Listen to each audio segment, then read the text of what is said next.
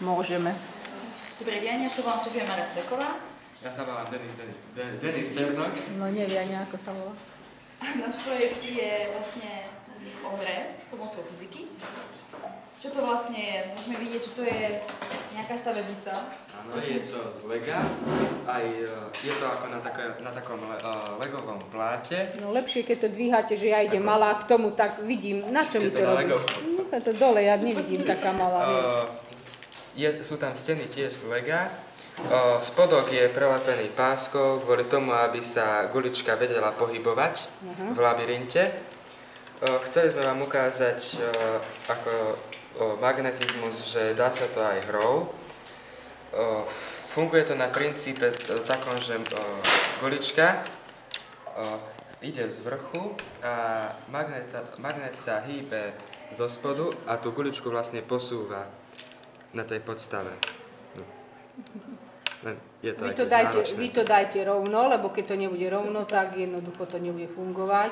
To znamená, že účinky akého poľa tam pôsobia? Magnetického poľa. Magnetického poľa. Čiže tá gulička je z akej látky?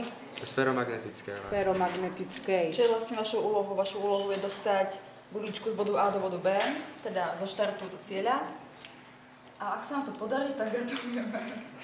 Vy ste si to vyskúšali? Áno, my sme si to vyskúšali. Koľko vám to trvalo? Tak nemerali sme si to. Mali ste si to pomerať. Ale máme to aj stopky, tak dá sa to odmerať. Ak chcete, máme pripravené papiere, to si chce vyskúšať, tak...